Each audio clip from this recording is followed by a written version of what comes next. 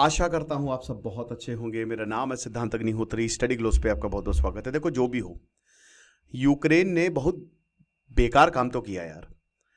भाई देखो, भय बिन होए रपरीत। याद रखना कि ताकत बनना पड़ेगा। ताकतवर चाणक्य, आचार्य चाणक्य बोलते हैं, मैंने चाणक्य नीति में बताया भी था कि आप जितना हो सकते हैं ताकतवर बनिए, क्योंकि ताकत ताकत से आती है, नहीं तो पैसे से आती है। ताकत के बिना अगला इंसान आपकी वैल्यू नहीं करेगा, उसको ताकत दिखानी पड़ेगी। और यही आज यूक्रेन के साथ हो रहा है। क्या हो रहा है चलिए बात करेंगे। बाकी हमारा बहुत ही शानदार एआई, बहुत ही ज़बरदस्त एआई का कोर्स है जो हमने अभी, हमारा तीसरा एआई का कोर्स है।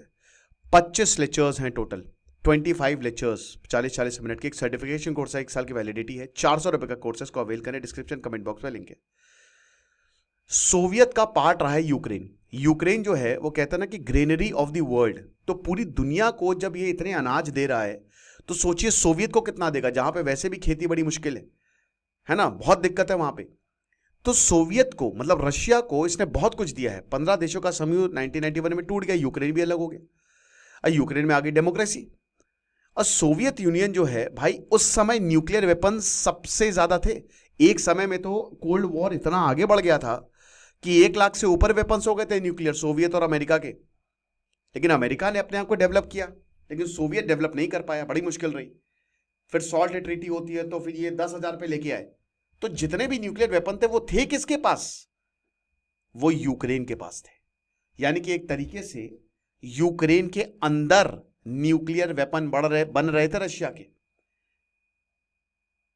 और रशिया के पर्सपेक्टिव से एक नेशनल सिक्योरिटी थ्रेट था ये, क्योंकि अगर यूक्रेन इसके ऊपर कंट्रोल कर लेता तो जाहिर सी बात है रशिया का खेल खत्म। आज जो रशिया कर रहा है यूक्रेन के साथ, वो यूक्रेन रशिया के साथ करता। औकात नहीं थी रशिया फिर, क्योंकि देखिए अमेरिका के बाद 1945 में न्यूक्लियर बॉम्ब सबसे पहले अमेरिका ने बनाया, उसके बाद सोवियत ने बना दिया तुरंत। और जब दोनों ने न्यूक्लियर बॉम्ब बनाया तो फिर ये न्यूक्लियर बॉम्ब बनेगा यूक्रेन में, और यूक्रेन के पास भी न्यूक्लियर वेपन था, हालांकि वो सोवियत का पार्ट था उस समय। तो रशिया को ये डर था कि अगर यूक्रेन नेटो के पास गया तो हम गए। और जैसे ही वर्ल्ड वॉर 2 खत्म होता है, 2 बने थे पैक्ट, एक बना था नेटो और एक बना था वार्सो पैक्ट, जो सोवियत लीड कर रहा था। बट 1991 में वार्सो पैक्ट टूट गया, नेटो रहा। तो ये न्यूक्लियर आर्म्स जो है वो वेस्ट के पास, खैर वेस्ट के पास ऑलरेडी थे भाई, यूके, फ्रांस और अमेरिका, ये तीनों देशों के पास न्यूक्लियर वेपन है। तो वेस्ट के पास तो ऑलरेडी न्यूक्लियर वेपन है, उसमें कोई प्रॉब्लम नहीं है, न्यूक्लियर आर्म्स है। बट अगर यूक्रेन के पास न्यूक्लियर आर्म्स आ गया तो हम गए काम से। अब यूक्रेन एंड रशिया आप समझ सकते हो जैसे इंडिया पाकिस्तान या इंडिया बांग्लादेश, ऐसा हिसाब किताब है। ऐतिहासिक तौर पे हमेशा से यूक्रेन जो है वो रशिया का ही पार्ट रहा है। तो अब क्या करें? कोल्ड वॉर खत्म हुआ, कुछ ना कुछ तो करना, इनको मनाना पड़ेगा। यूक्रेन जो है वो पॉलिटिकली, इकोनॉमिकली बहुत अनस्टेबल था। 1991 की अगर बात करते हैं तो बहुत मुश्किल थी, और मॉस्को ने जो है वो इसका फायदा उठाया, राइट।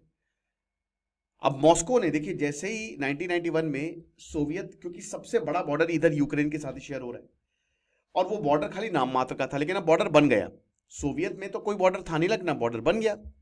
और पॉलिटिकल स्टेबल, पैसे भी नहीं, तो रशिया ने मदद की। रशिया ने बोला देखो तुम, अमेरिका तो बाद में आएगा, हम पहले आ जाएंगे, हम तुम पे हमला कर सकते हैं। और कहीं ना कहीं यूक्रेन को ये डर था कि यार अगर मान लो कि रशिया हम पे हमला कर देगा तो हम क्या करेंगे। तो रशिया ने एश्योरेंस दिया लिखित तौर पे कि हम तुम्हारी बॉर्डर और सॉवरेनिटी तुम्हारी सिक्योर रहेगी, बस ये जो जितने भी तुम्हारे पास न्यूक्लियर वेपन्स है ना, इसको खत्म कर दो, अपने न्यूक्लियर स्टॉक पाइल को डिसमेंटल कर दो।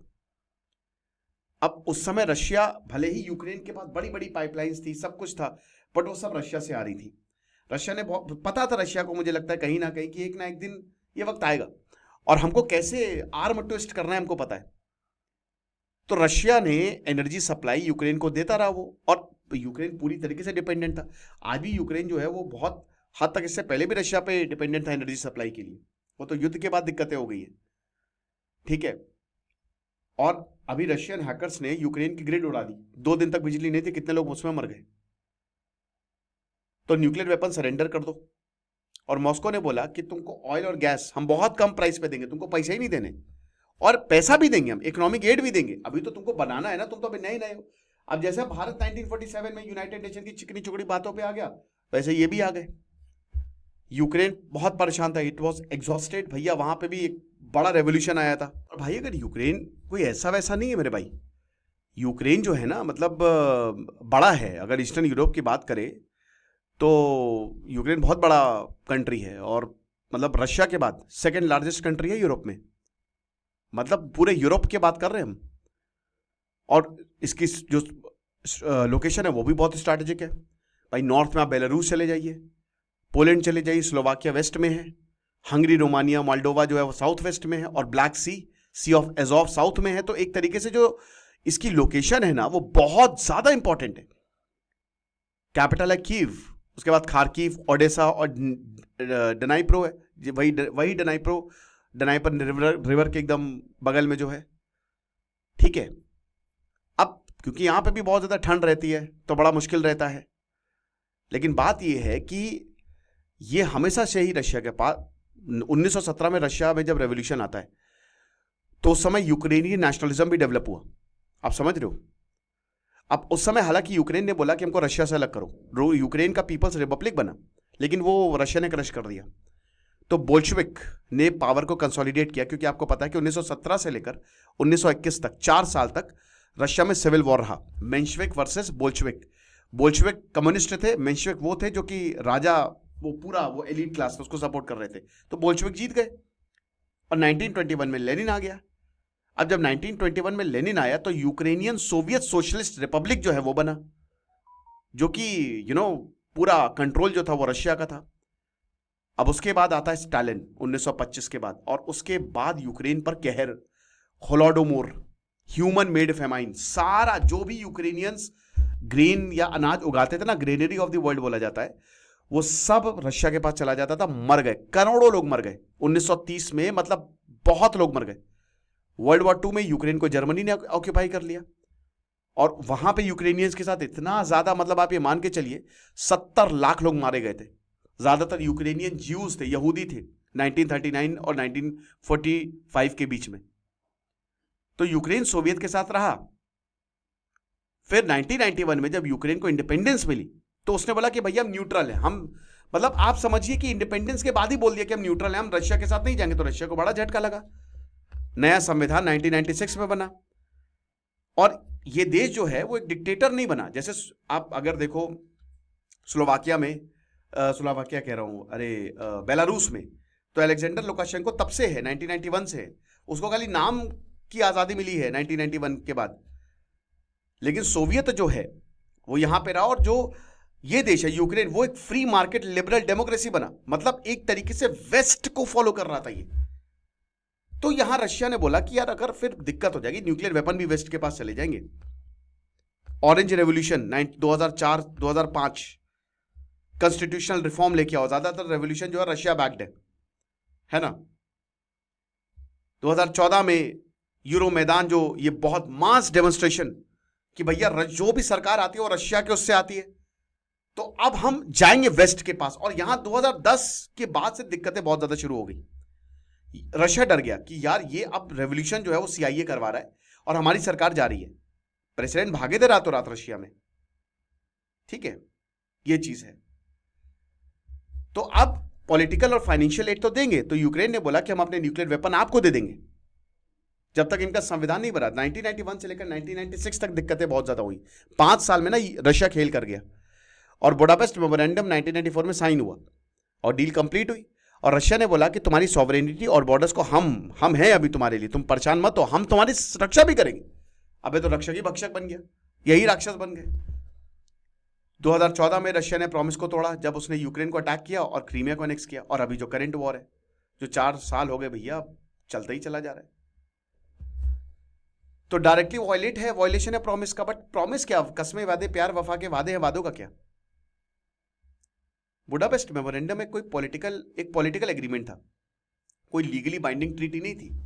और ट्रीटी क्या है भाई, पेजी तो है। क्या होता है ये सब? कुछ नहीं। लोग अपने पे आ गए तो सब तोड़ देते हैं, भाड़ में जाओ, उखाड़ लो जो उखाड़ना है। कहां जाओगे तुम? किसके पास जाओगे? यूनाइटेड नेशन जाओगे? यूनाइटेड नेशन बोलेगा ए रशिया चुप चुप। रशिया ने बोला भाई चुप, आइडेक्स मल, कंटाम मारेंगे, निकल यहां से। पॉलिटिकल मॉरल अंडरस्टैंडिंग कोई लॉ इन्फोर्स ट्रीटी नहीं है ये, बस पॉलिटिकल और मॉरल कि अच्छा नैतिक तौर पे जो है रशिया नहीं करेगा। भैया रशिया को इतिहास तो देख लेते। यूक्रेन वालों जरा देख तो लेते स्टालिन ने क्या किया था तुम्हारे साथ। वहां पे डेमोक्रेसी है क्या रशिया में? भाई ये तो कोई भी बता देता। मतलब मैं तो उस समय क्या भाई, मेरा 1993 का जन्म, मैं तो उस समय खाली पैदा ही हुआ था, उस समय 1 साल का था। किसी से भी पूछते ना, मेरे ख्याल में मुझ पे भी बचपन में पूछते, मैं बोलता नहीं तलना नहीं तलना, प्रीति मत तलो। तो कोई डायरेक्ट लीगल प्रेशर नहीं था भाई रशिया पे। रशिया तो मस्त भाई कि चलो न्यूक्लियर वेपन गए, ना कोई मिलिट्री ना कोई जुडिशियल कंसीक्वेंस था।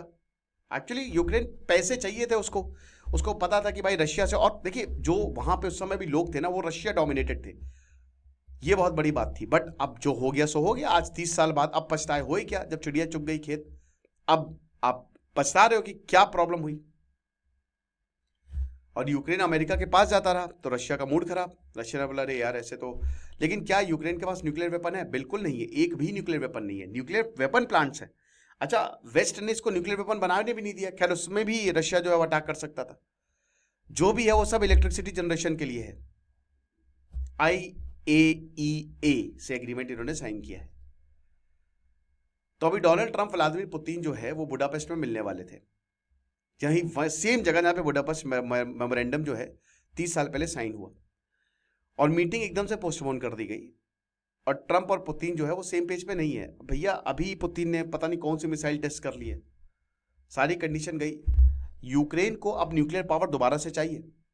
यूक्रेन कहता है कि भैया हमको न्यूक्लियर कैपेबिलिटी हम बनाइए, कुछ भी कहिए। वेस्ट को बोल रहा है, जो पाकिस्तान कह रहा था, खैर यूक्रेन अलग है, बोला कि आप हमको सपोर्ट दीजिए, हमको न्यूक्लियर वेपन, टोमाहॉक मिसाइल तो मिल नहीं रही, सपोर्ट कहां से मिल जाएगा।